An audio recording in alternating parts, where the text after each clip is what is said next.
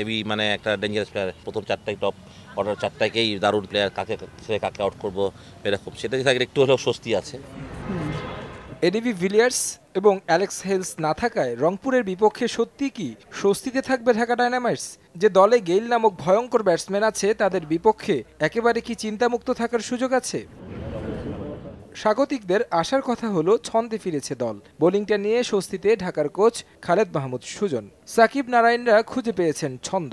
রাসেল পোলার্ডরাও কার্যকরী ভূমিকা রাখছেন। যে দলের নির্ধারক মাশরাফি, সেটাকে আপনি ছোট করে দেখার মতো কিছুই না, সেটা সবসময় একটা দারুণ একটা ফাইটিং দল। একটা ক্রিস গেল এটা আসলে তুলনা করে না, তার সে কখন মারবে, কি মারবে, সাথে তার ব্যাপার। তারপরে আমরা ক্রিসটাকে প্ল্যান করি, এটা করি, সেটাই এখন এক্সিকিউট করাটাই বড় ব্যাপার।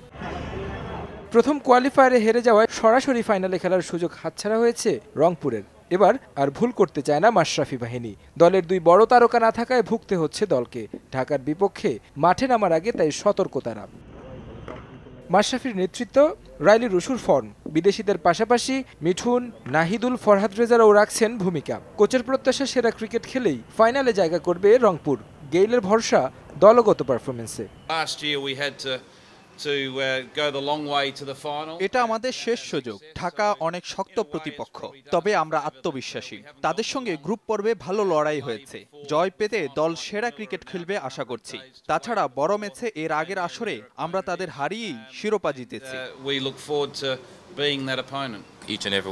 বড় ম্যাচে বড় প্লেয়াররা পারফর্ম করে ঠিক, তবে আমরা দলগতভাবে খেলে ম্যাচ জিততে চাই।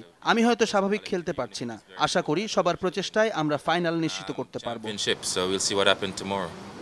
হারলেই বিদায় মাশরাফির রংপুর নাকি সাকিবের ঢাকা, কে হচ্ছে ফাইনালে কুমিল্লার প্রতিপক্ষ, জানতে অপেক্ষায় থাকতে হচ্ছে সমর্থকদের। তারিক হাসান শিমুল, সময় সংবাদ, ঢাকা।